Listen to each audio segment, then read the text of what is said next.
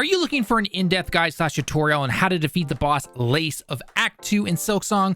Or how about a full run of the battle with no commentary? Well, you have come to the right place because we here at Direct Gaming have the perfect guide for you. This video will cover the following. First, let's take a quick look at what I'm bringing into the battle, like crest, items attached, and other equipables. Then we're going to cover how the boss moves around, the attacks to look out for, and of course, how to counter each one. Then finally, a full run of the boss fight sped up a tad to show you how to use everything you have learned in real time. Timestamps below for each section. Let's get started. In terms of what I brought to the fight, I need to level with you. If you've been following the main path of the game and not really exploring, returning to old places and such, then I recommend you go do that, because while Lace is not a terrible hard boss, we are reaching the end of Act 2 and technically the end of the game. So if you plan to go right to the final boss of Act 2 or even into Act 3, then I recommend going out and completing some of the missions and getting some new stuff to help you out here. With that being said, for the boss, this is what I went with. For my crest, I decided to get the Witch Crest, which allows for 3 blue slots, and while a little challenging to use with your heal ability, I really have grown to like this particular playstyle. As for my tools and equipment, I went with Sting Shard for deploying around the battle arena to constantly deal damage when I'm dodging the boss. My second tool, I went with the powerful cogfly, which then I combined both of these with the pull-up pouch. This lovely little item right here applies poison to my tools, which causes tick damage to the boss.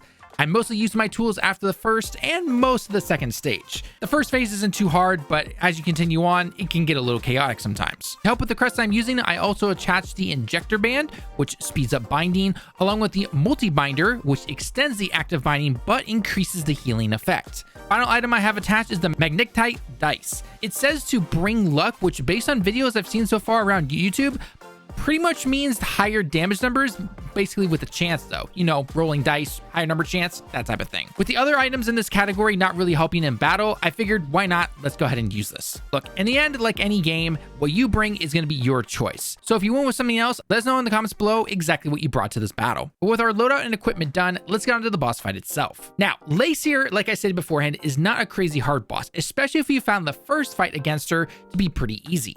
However, this time there are 3 phases to the fight that we had to deal with, and she moves pretty fast while reading our movements better this time.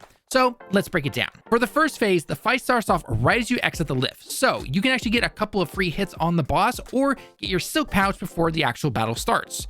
As for the moves to avoid / counter, here are the main 3. The first is her basic swipe attack, where Lace will attack you with 3 slashes of her sword. This covers a decent distance along the ground, but it's pretty easy to dodge and counter. You can tell it's this particular attack when her sword goes to her side and then she starts the attack. The second one to look out for is a joust, where the boss will thrust forward at you along the ground. This can cover most of the floor, so make sure you're ready to jump over the boss as she attacks you. You will know it's this attack when she holds her sword up as if she's ready to lunge forward. If you time your jump just right, you can attack from the air, punishing the boss every single time she does this. The final attack is her dive attack from the air. When you see the boss turn her shoulders and the sword go out in front, this means she will jump into the air and then dive at you. Like the first fight, if you slide under her, she will actually reverse in air and dive the opposite way. So remember to not counter too quickly, otherwise you could potentially jump right into her attack. The final note is her counter attack. However, this time she can either counter on the ground like before, or she will parry, teleport into the air, and then counter at an angle. This one can throw you off the first few times when you're not ready to see it, but once you get used to it, it's actually not too bad. In terms of when to attack, I personally recommend wanting to abuse jump and down attacks. This allows you to bounce off the boss to stay a safe distance away while also dealing damage.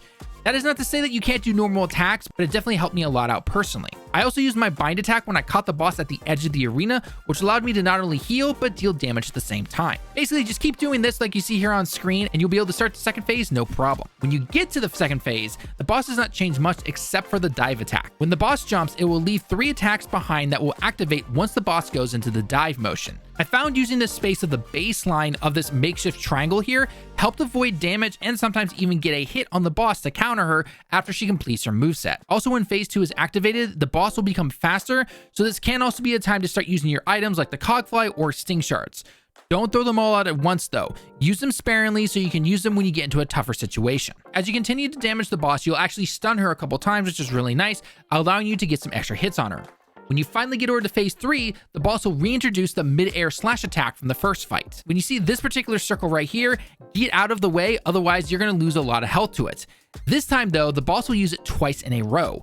Careful when using items with this attack as well, since usually it will actually set off the items or destroy them, thus wasting your precious resources. Also, I did forget to mention this, but your items can set off her counterattack, so be very careful when using certain ones. Your cogfly might fly over to her to damage her, and all of a sudden she's countering, and next thing you know, you're getting slashed up with her sword. Just keep that in mind right there. Other than that though, like with any boss, just simply be careful and watch the patterns of said boss.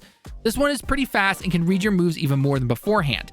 Take your time and get used to short jumps and then using down attacks to damage the boss and get away to stay safe. It helped me personally when we fought her in Act 1, and to no one's surprise, it's helping me right here in Act 2. Keep up the attacks until you finally take the boss down, allowing you to head over to the final boss of Act 2. Now, here is a full run of the boss fight sped up a tad to show you how to use everything you have learned in real time. If you're finding this challenging, try a couple of runs to simply learn the timing of the attacks or switch up your items and accessories. It's okay if this takes a few tries. If you enjoyed the guides, then a like on the video shows us that you enjoy this type of content, and don't forget to check out our other Silksong guides and content along with our other videos in the top right corner and pinned comments. Thanks for watching the video. I've been Talon with Direct Gaming. I hope you have a great day and week, and I hope to see you all in our next video or in our live streams. We enjoy getting to chat with everyone on Friday who stops by. Until next time though, John A.